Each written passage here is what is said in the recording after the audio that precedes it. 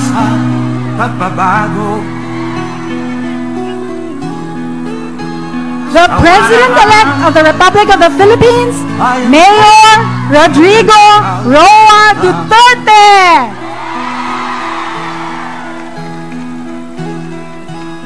Madilim na kahapon, ikaw ang mag-aahon. Before the singing of the national anthem, I'd like to call on Pastor Bernard Z. Girhen of Christ Ambassadors Church for the invocation. Let's all rise.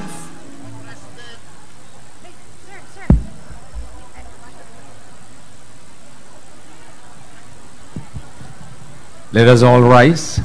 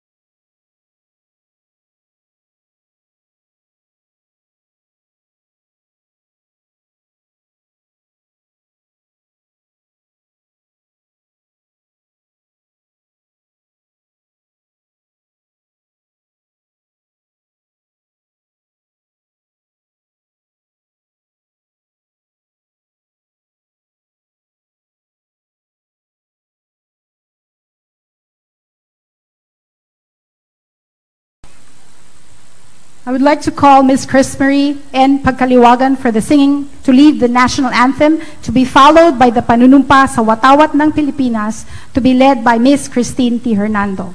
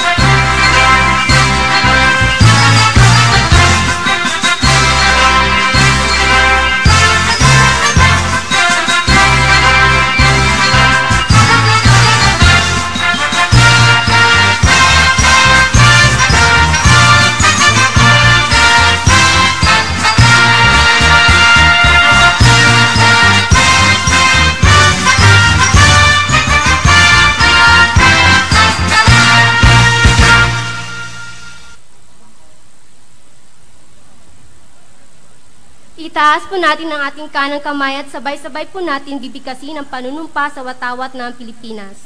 Ako ay Pilipino, buong katapatan nanunumpa sa Watawat ng Pilipinas at sa bansang kanyang sinasagisag, na may dangal, katarungan at kalayaan, na ipinagikilos ng sambayanang makadiyos, makatao, makakalikasan at makabansa.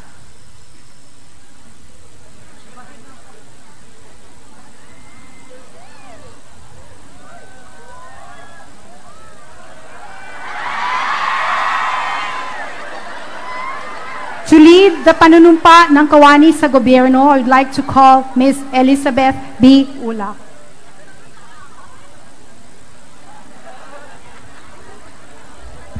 Muli po nating itaas ang ating kanang kamay at sabay-sabay po natin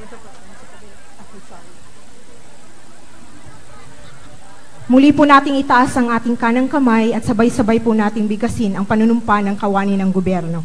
Ako ay isang lingkod bayan, katungkulan ko ang maglingkod ng buong katapatan at kahusayan at makatulong sa katadagan at kaunlaran ng aking bayan. Sisikapin kong patuloy na maragdagan ang aking kaalaman. Magiging bahagi ako sa kaayusan at kapayapaan sa pamahalaan. Susunod at tutulong ako sa pagpapatupad ng mga umiiral na batas at alituntunin ng walang kinikilingan. Isasaalang-alang ko ang interes ng nakakarami bago ang pansarili kong kapakanan. Isusulong ko ang mga programang mag-aangat sa antas ng kabuhayan ng mamayan. Aktibo akong magiging bahagi sa dakilang layunin sa lipunan. Hindi ako magiging bahagi at isisiwalat ko ang anumang katiwalian na makakaabot sa aking kaalaman. Gagawin kong kapaki-pakinabang ang bawat sandali. Sa lahat ng panahon, sisikapin kong makatugon sa mga hamon ng lingkod bayan. Ang lahat ng ito ay para sa ating dakilang lumikha at sa ating bayan. Kasiyahan nawa ako ng may kapal.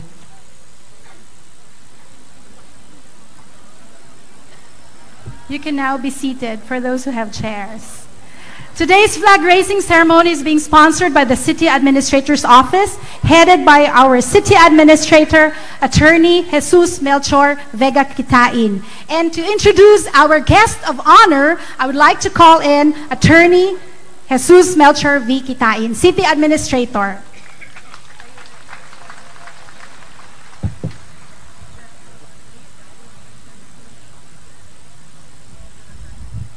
Ladies and gentlemen, the President-elect of the Republic of the Philippines, Mayor Rodrigo Roa Duterte.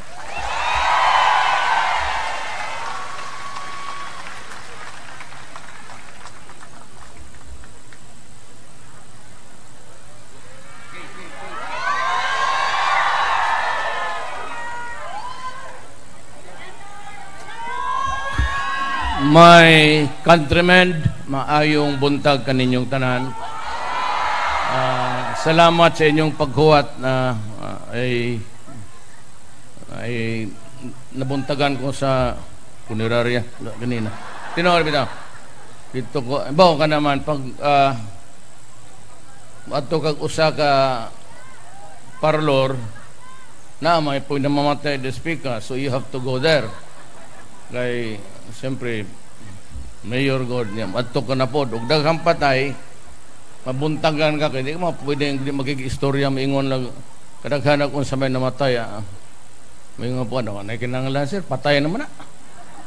Kaya maghibaw ka naman katigwangon.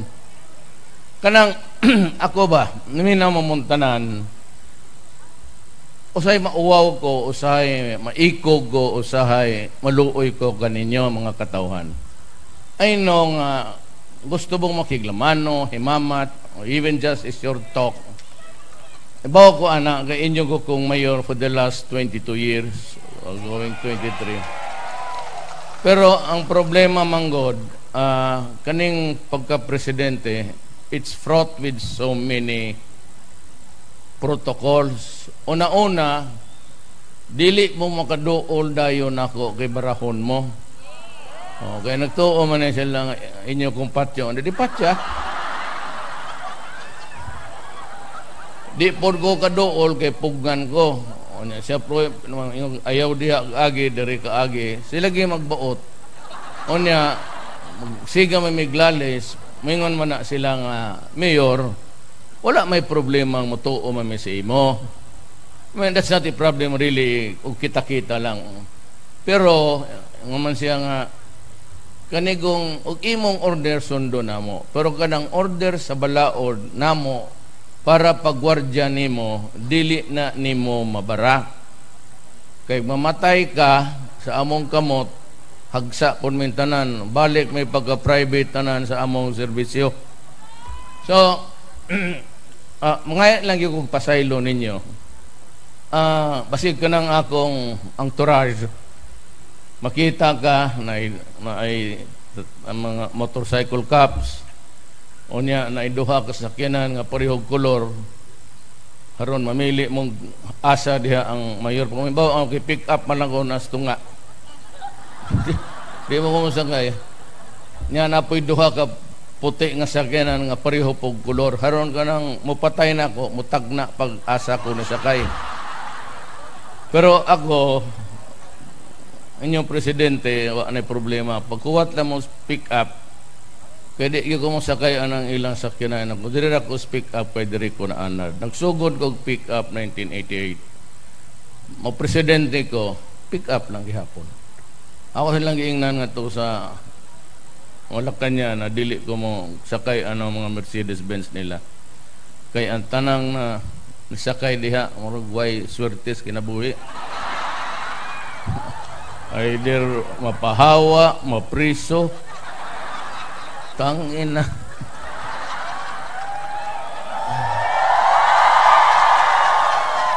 Ako pagka tinuod, prangkahanta mo, kay kita-kita naman sa Davao, ay lang yung ibalita sa Manila, kaya mga inggitero ng mga yawa diya. You know, if I can go back in time, di na kumudagan. Honestly. Swear to God. If it's just a bad dream, I hope it is. Kung makabalik ako sa panahon, I would not have really decided to run. I was not in the hustings in the first place. I refused. Dili nga rin ang pressure. The greatest pressure came from the outside, especially Cebu o ang Manila. Sila ang nag-ipit sa kaning mga direk kamong nga rin. Sige, daga na. Ako ang balibad man ko. So there was not really any ripple all along until October 16, I did not go to Manila. I did not file any certificate because I was not really decided to run. But kanang na itulo ka rason, some of them are private, which I cannot just divulge in public. Medyo personal. It has something to do with na insulto ka, then may problema ako sa, you know, how Elizabeth is she's very sick. And the other one is really for reasons of the country. Yun, kaya tumakbo ako.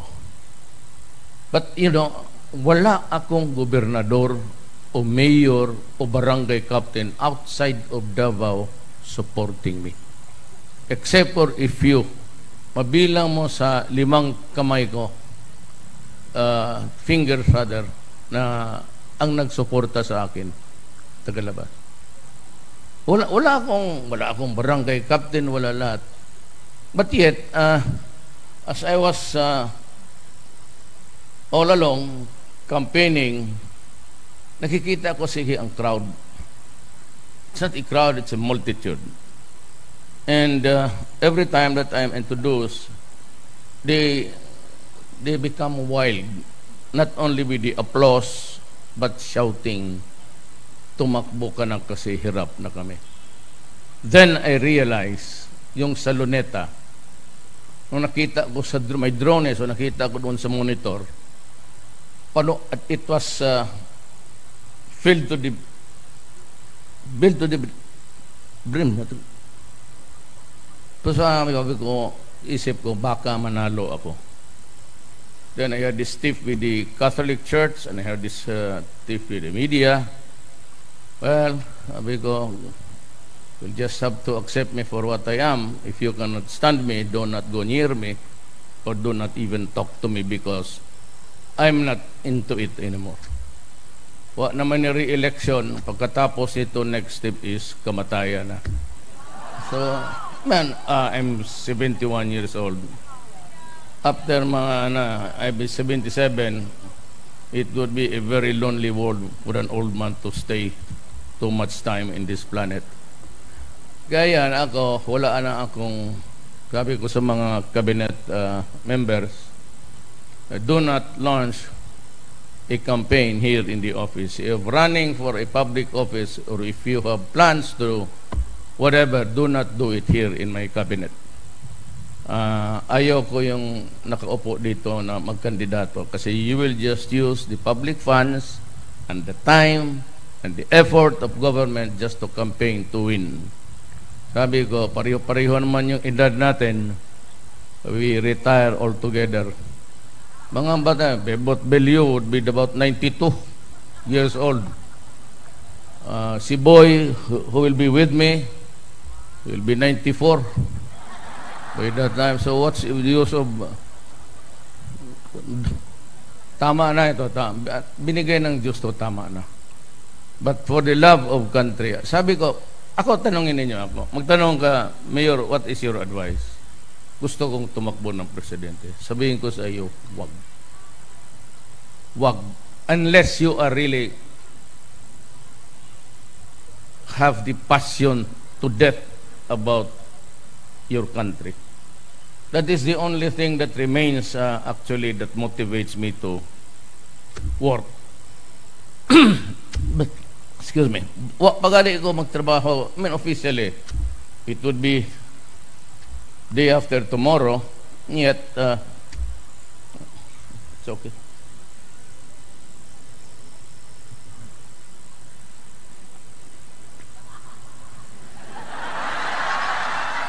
Di na mo katawa mga arme. Di na mo na ako pakatawa. Wala po ko kaila nila. Di po ko kikila nila. Medyo sa ako, istriktog na ako. Kita ka? Ayun ako, ayaw. Bawa ni mo nga, no? Wala pa akong mapresidente. Trabaho na ko. First day, I took in some visitors diya sa Enclave ng Iskandar. I borrowed the office. Subwak ang tao. I could not even really talk sense to anybody because of sheer enormity of the crowd. Ngayon, anong makakuha mo? Wala. Magkano ang sweldo? Kung hibaw ka na ikaw, 130,000, anak ka nang. Igo-igo lang bahino ni Hanilet o ni Elizabeth, wa na ko'y ako. Mukating pa si Mayor Inday. Kung si Sebastian, ambot dato naman niya si... Well, actually, you ask me, nothing. Trabaho ka, tulog ka, trabaho, tulog. Murag na. Di pa ko presidente, ha? Kanya, mga ambassador, maglalis pa may kay mga European, they're so concerned about the death penalty of kaning extrajudicial killing. Let me explain. Adto sa lang ninyo ne because total once in a while naman I think the last time I addressed you was itong pagbunya sa anak ni Magellan. Mura to. Well, anyway, dumodiretso lang ako init kayo. You must have the exceedingly kami na anad. I didn't have any problem adjusting really because my father was a governor and that was his office during many years ago. Kaning City Hall, wala gini mo magig renovation. But that is not the original building when my father was there. So I kind of really grew up in politics. Ito maka-relate ko. Ang kanang akong giingon that my government is for the helpless, the hopeless, and the defenseless. Those are the words of my father. I just borrowed it from him. And since iyang gitinuod true to life, well, many years that I've been there, wala akong manghilabot sa inyong kwarta. Sometimes I could be harsh, but I was never really...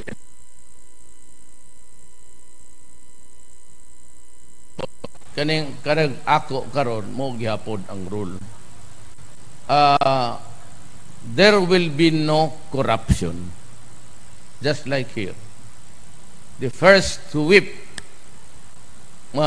sekretaryo ka sa kabinete tapos ng warta ka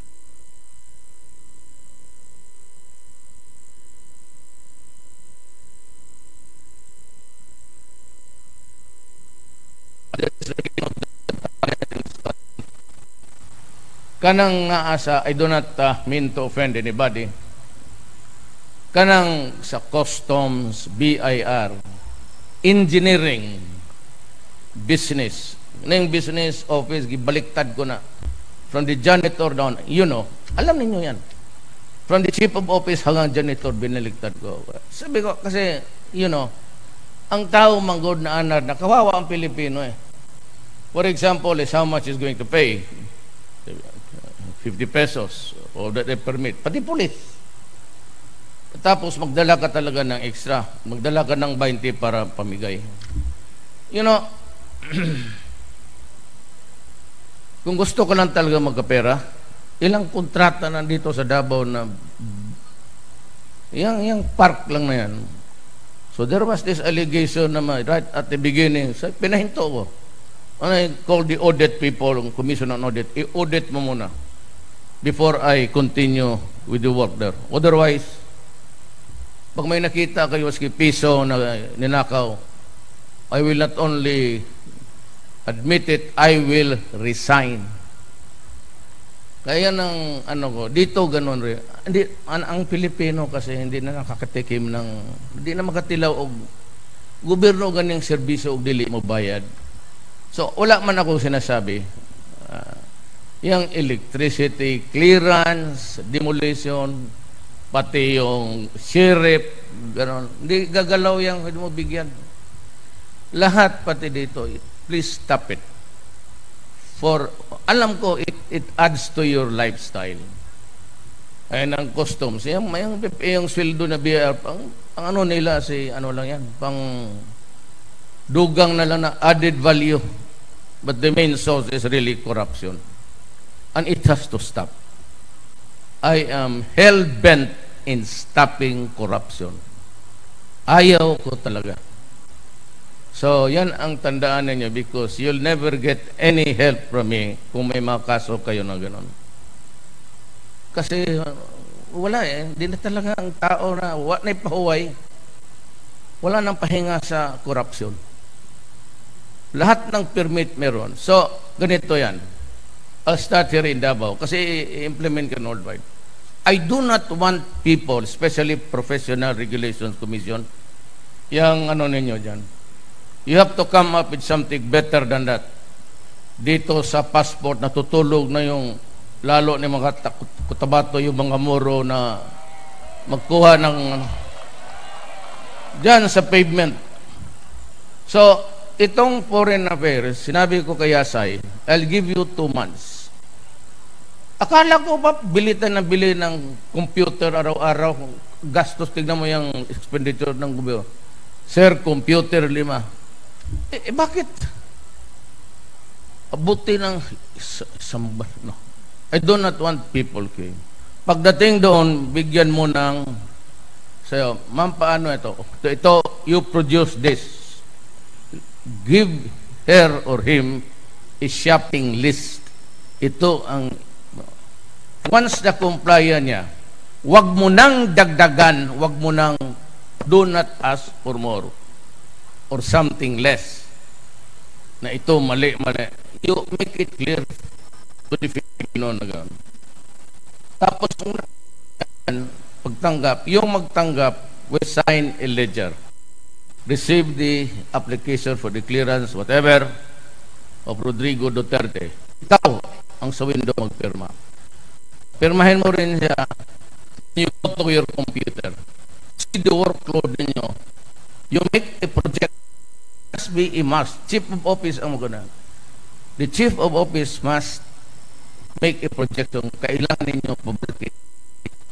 So, be back on July 14 at 3:30 in the afternoon. You get it. Bigyan mo ng stamp, plastic. Pag-ipresenta niya yun, bigay mo. Yan ang tool na yun. Ayaw kong lalo na dyan sa passport. They have to do better than, you know, mga kapatid natin, first come, first serve, nagkita dyan sa simento. Nagkita din yan. Lalo,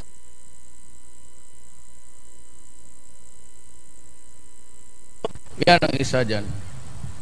And I will put up a hotline, something like about 10. Tapos, anybody can call, and that person should report it to the kung sinong chief nila, supervisor, and to call that office. If it's 24 not shit about you have to answer, it's military. You can call that, it will be reported. And something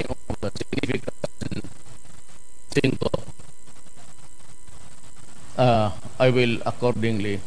Kaya dalhin ko si Boy.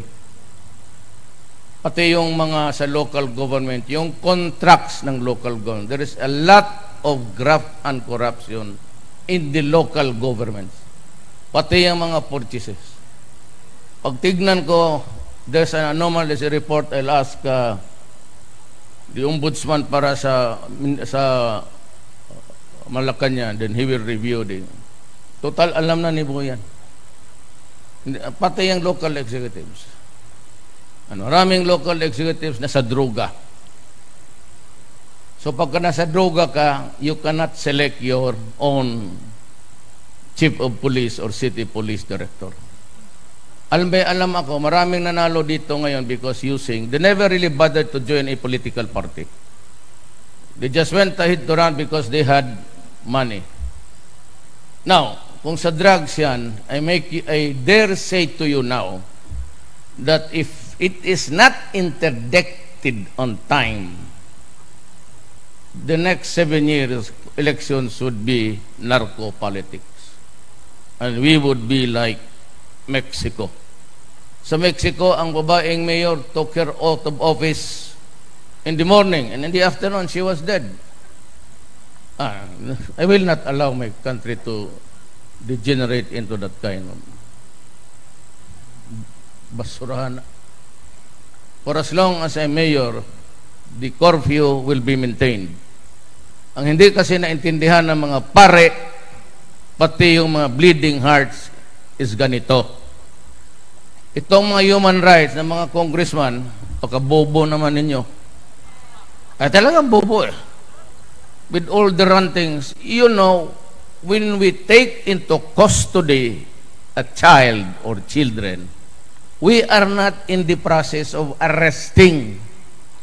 We are taking into custody the child to protect him from harm.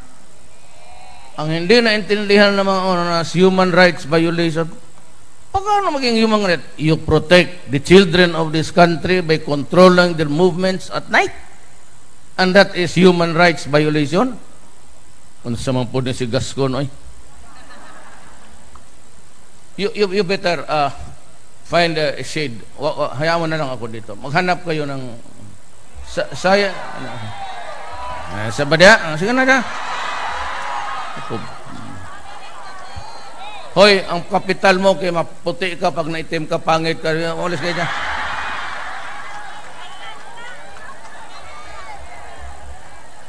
Yan, diyan kasi kasi hindi sumusunod ng whatever is popular in this generation. Previous din na wala masyadong human rights. Alam mo, maraming NGO, kung ano-ano, kung sino na lang na gusto mapabilis. You take it, you arrest the parents. That is why nakita ko minsan na yung mga bata sa ilalim ng sakyanan 4, 7, 10 pinaaresto ko talaga police. Sabi ko, you arrest the parents. Sa revised penal code, pati children code ng Davao City, arrest the parents for abandonment or exposing their child to danger.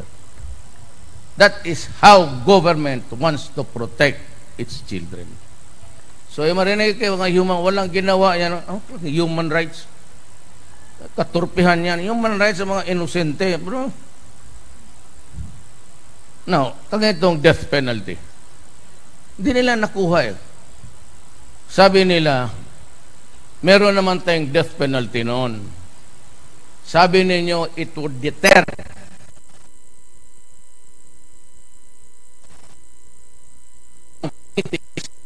because there is the death penalty in the law books of this country.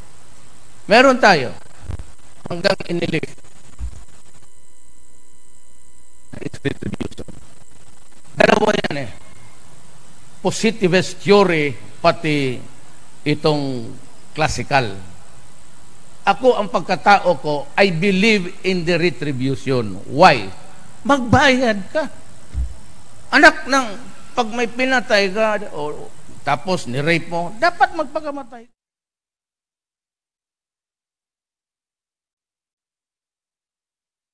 Talaga ninyo.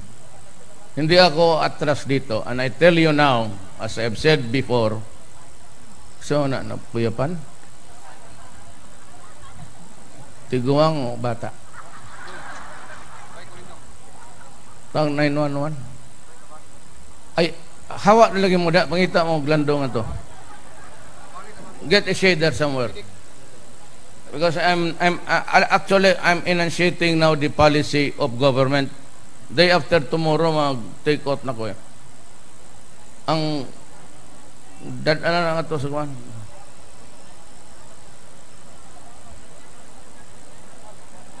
Baka sugar.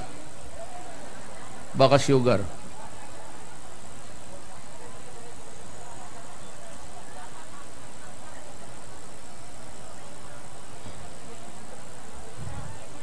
Kisa pa'y gusto mo makuyapan diya ngayon akong kapso.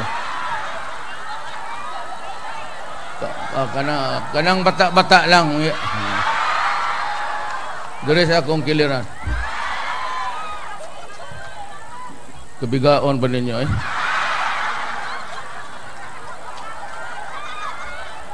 Well anyway, di na ako kainit kayo. Curfew must be implemented. Wala ako'y pakialaman na. Tsaka yung kampanya sa droga pati criminality, lalo na yung mga kidnapper, dito alam ninyo ano nangyari. Kidnap ka dito, patay ka talaga.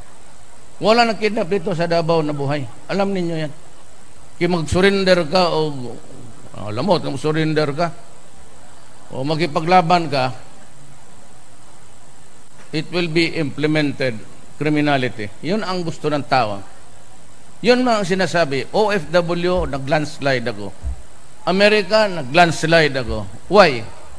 Ang mga OFW, sir, ang among mga pamilya, trabaho mi nga rin, ang akong bana na as Qatar ako, na as Dubai, akong mga anak in town, basig malulong sa droga o pasipadan sa mga adik. That's their worry. That is why nag-landslide ko. They never knew me before. So, not because nga, sabi ko, wala ako ni isang congressman, ni isang governor. And yet, I won. Why? Tao. Why? Because I was the person carrying the right message. Corruption in government, criminality. So, tutuparin ko yan, baski sagasaan ko, baski sino.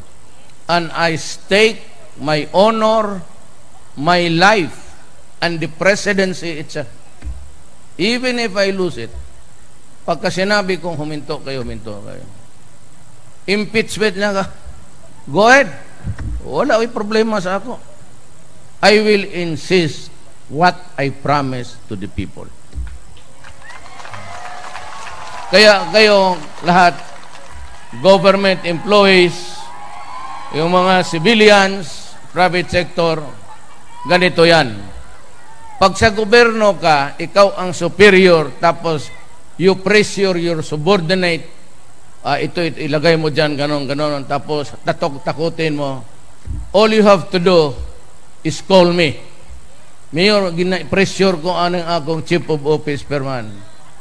Tawag ako, kay himuon ta kang chief of office.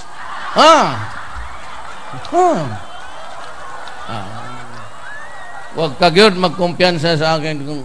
Alam mo naman kung maghiya ako ng tao, huwag wala ako pagalitin. Pagka pagalitin mo ako, bastos talaga ako. Bunga nga ako, sobra talaga. Pati, alam mo niyo, naninipa talaga ako ng tao. Kaya ikaw yung subordinate. Pag sinabi mong totoo, huwag mo lang akong bulahin. Huwag mo akong bulahin, sabi mo sa akin ang totoo, gawain kitang kung sino yon nag-pressure sa'yo na superior mo, palit kayo. O putang ina ka, umalis ka dyan. Ganun. I will have time for that. Mabasa ko yan. I will employ 5 ka abogado. Basahan ninyo na, then mananghanap kayo yung ano. Gayang yan gagawin ko yan. And dito sa West China Sea, we shut up. We will wait for the decision before I make any public statement. Kung ano, we are just waiting for the arbitral judgment. Huwag na muna natin pakialaman yan. I have to talk to everybody in government to decide, including the military. situation in the Sulu area, I said there will be a time of reckoning for that. In the meantime, I assure you, kaya sino yung gustong tumulong sa gobyerno, ngayon na ang panahon ninyo. Ngayon na. If you really want a government that's good for we are trying to make up something good for the next generation. Sabi ko nga, do not destroy our children because I will kill you. Simply. Do not destroy my country, I'll kill you. Ganon talaga. Naggustuhan ng human rights yung statement na yan. Okay. Ayaw ninyo? Fine. Judges, gusto ninyo yan? Okay. Ayaw, you disagree? Fine. Kung ganon, kayo muna magpresidente. Kasi ako, may kontrata ako sa inyo. Wala akong kontrata dyan sa... Kasi yan ang sinabi ko. Yun ang gagawin ko. Kasi pag yun ang sinabi ko nung kampanya na ganito, gagawin ko talaga. Tapos mag-atras ako dito, para akong gago. So, bigay ko na lang doon sa Vice Presidente, bata ni Mabel. Ngayon ka kay Executive Secretary na o si Robredo mag-presidente. Totoo. Kung ano yung kung sinabi, I am just consistent with the promises that I made to the people. Sabihin ko yung mga pare, pati yung lahat, hindi ako bulador. Hindi ako magsasabi-sabi ng ganon para pabilibin kayo bumoto sa akin. That's my experience with Davao. I did not have a party. What did I promise you? Sige lang, I'll make Davao peaceful. Oh, how do you make Davao peaceful? Pakainin ko yung mga kriminal? Adi, pinatay ko lahat eh. That's why, kalakad kayo maski saan-saan. Now, pag kasi walang takot ang mga putang ina, wala talagang mangyari rin. That is why, kung mayroon kang death penalty and you do not implement it, wala talagang matakot. Etong wala ganyan. Marami, umabot na 1,000 dyan, wala mang isang pinatay. Ito si Ichigaray. And so, you can help the country.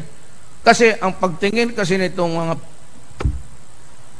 when they describe or characterize a human rights violation, para bang ipanalabas nitong mga ulol na santo yung pinatay mo, santo yung nanghapla diha. They always ang picture ba ng human rights, nakawawa naman ito, pinatay. Para bang ganitong pinatay, wala namang kasalanan. Sino magagawang you cannot solve what ails this country by killing people. But in the meantime, I have a serious problem to solve because I said 7 years from now, it's gonna be narco-politics.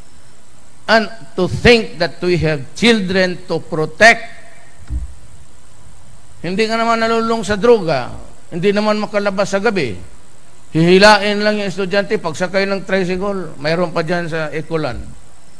Magsakay tricycle niya, iyang dili ulis balay, iyang ilibot-libot. Dadon nga to sa mga, sabi ko, ganun ka putang ina, kung ganun ka, ganun talaga ang mangyari sa iyo. Ilabay, tapos kasdaplin.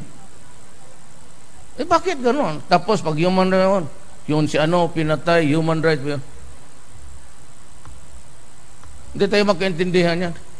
Kung in-implement nila yung death penalty, then wala akong problema. Then pag sinabi patayin, patayin talaga. Why? Retribution ako eh. I believe law student kami, mamili ka dyan. Malas nila because ako, I follow the classical theory. Magbayad ka sa ginawa mo. Itong positivist theory is that criminals can still be redeemed. Matarong pa ni turuan lang. Tang-ina. Kita mo, hinuli ko dito. Pag doon kasi kung dito ka preso, doon ka sa Maynila. Yung mga taga Maynila, doon sa penal colony. Baliktad. Na preso. Hindi mo na pinatay kasi may human rights. Nga pagdating sa bintong lupa, kung sige buhat, nagluto na po og shabu. Ano klaseng, kaya sabi ko I had a talk with the military and the police. Kung we cannot allow this thing to go forever, para tayong sinasampal Just like in the Sulu area, I'm asking Memoro people for the utmost understanding. This has to stop, and we can only swallow so much. Hindi talaga pwede dito. Total, wala kayong ano. Why would, lula ko maranaw, so why would I go to war against the group of idiots there just for the sake of war? Napapahiya tayo. What even can be called a country? Really? Republic of the Philippines? Nandiyan na sa Perusuan, nagluluto ng sabo, tapos dito kidnap, patay, luglugon. Ay, mga anak natin, nandiyan na sa droga, marami pang daldal. Kaya ako, I'm reminded of at their time sa American history, marami na talang reklamo, but I am reminded of the famous quotation from Lincoln. Kasi mainit na we have to go. Sinabi niya na, if I were to try to read, much less answer all attacks against me, this shop, the office of the president, might as well be closed for any other business. I do the very best I know how, the very best I can, and I mean to keep doing so until the end. If the end brings me out all right, what is said against me won't amount to anything. But if the end brings me out wrong, 10 angels of God swearing that I was right would make no difference. Yan ang iwan ko for the media and for all. I have to do because that's what I do.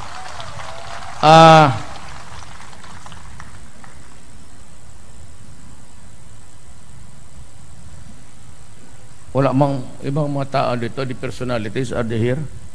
Kasi baka nakalimutan ko, any congressman or governor, wala dito. Then, pila bata ka, dugay pang Christmas magod, no?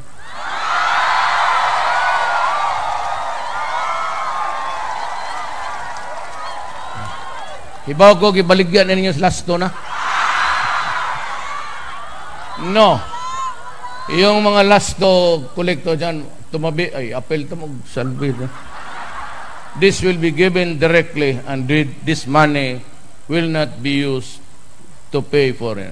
Paghintahin ka lang, if the situation of the country improves, it will also improve your quality of life. Sabihin ko yun. Pero ngayon pa man, kasi wala pa may daghan kayong negosyo na sulod. Just make this country peaceful, and we will have the investments coming in. Alam mo, the only money that we can use is taxation. We do not print money. Ang atin is the value of our economy, noon the value of your property, building. Ngayon, what is your worth sa economy?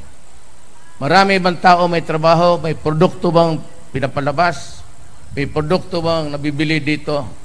Is there any movement fast enough to sustain an economic growth? You know, Davao City is hitting, malaki na yan, ha?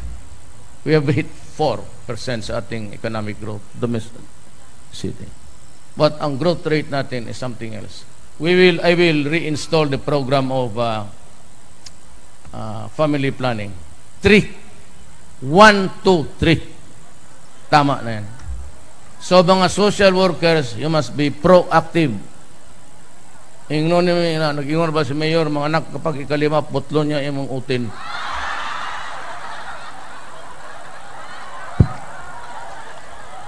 Kasi hindi talaga kaya eh. About pito, walang trabaho ang bata, mga nasdan.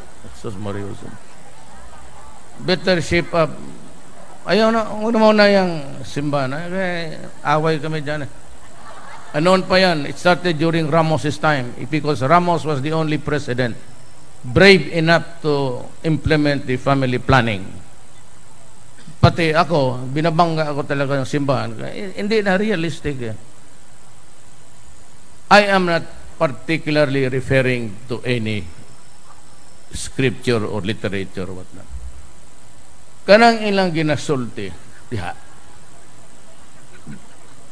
Those were written 3,000 years ago.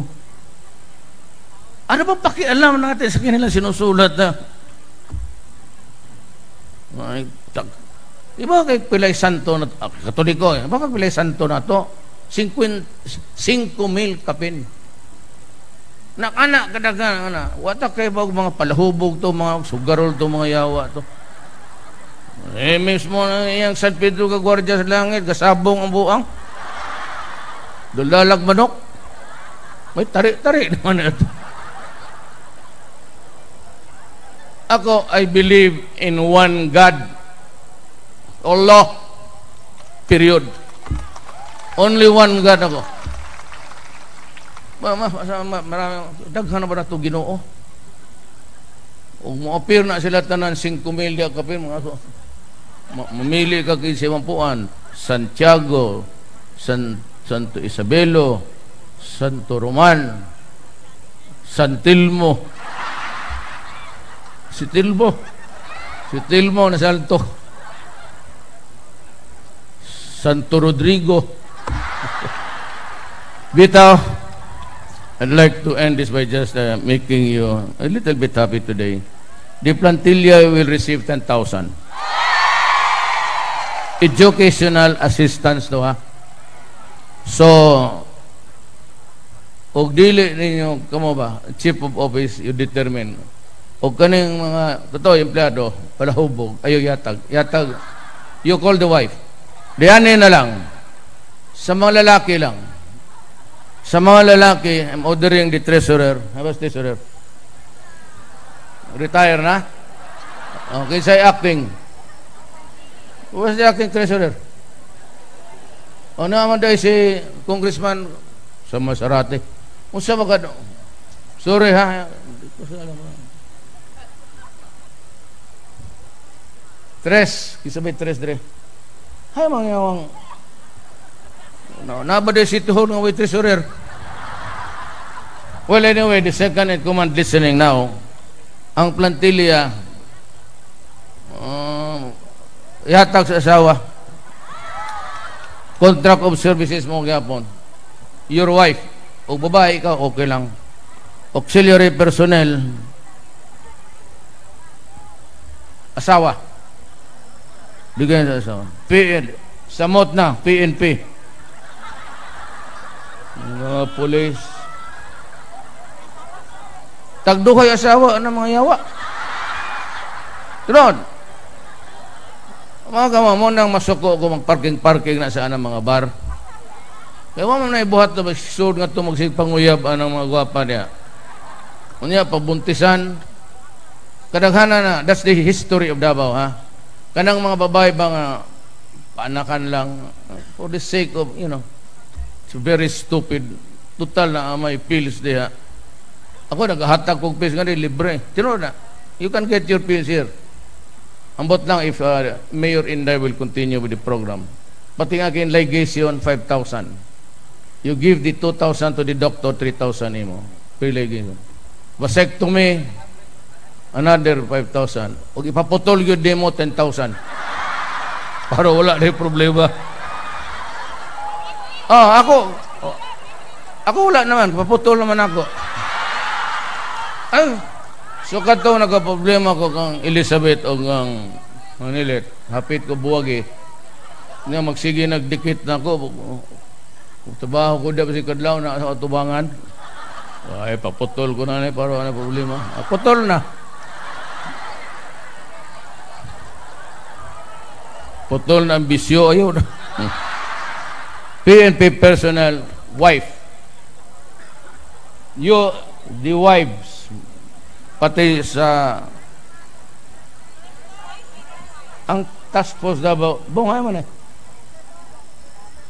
Ang task force Davao. Mga pala. Wife. Wife as the police o sundalo wife. Sabi na ng police, tangina pagkagabi ma-assign o night duty. Mambatin, humagpatol masing 2H. Hurot. Wife must go to the wife. mahal kong mga kasama sa gobyerno, I would like to thank you for your fidelity, your trust in me, and the brotherly love that you have shown all these years working with me. I appreciate it very much. I would not have succeeded. You know, I was first elected in 1988. I never lost an election hanggang dumating ako pagka-presidente. And I owe it to you because sa labas sabi kasi, tignan mo ang Davao. So, without the backing or help of the military and the police and yung kayo, I would not probably really succeeded. Just because that nakinig kayo sa akin, we cannot totally erase graft and corruption. But at least dito sa Davao, we were able to correct so many errors along the way. I tend to do that the same for the whole of the country. I will be harsh to the criminals. I will be strict to the wrongdoers. But you'd always find something in me if you are, I said, especially those who are hopeless. Anong pag-asa yun, makabot ba? Helpless and defenseless. Yan ang mga durugista. Tinatakot kasi nila. Alam mo, ang sa Maynila kasi, tinatago ko na ngayon yung mga anti-drug. Kasi kung nalaman nila yung police na yan is active in drugs, ilang kuha ang picture ang asawa o dili anak. Asawa naglakaws daan na malingke, ihatag sa imo. Kaya yung iba takot. Sabihin ko ngayon sa mga ulol na to, do not do that. Do not do that. Mauna ka sa impyerno, sigurado yan. Pag nalaman ko ganun, I will use all the resources of government. Do not threaten anybody from government from doing its work. Because I would not countenance it. Talagang tatapusin kita. I will always look for you. And I would have the money to do it. Basta tayo dito, okay tayo. For all the people of the entire republic, okay na tayo. You can be sure of that. It will be okay and the money will be used for your service.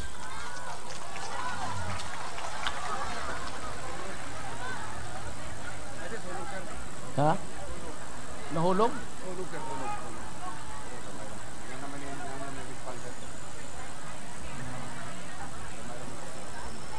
Wala, nag-celebrate lang na para sa ato. Meron na. Anyway, dito lang ang bantay kaya haron di makaabot og City Hall. Padaog ko na muguda. Daghang salamat ninyo ha, mga taga Davao.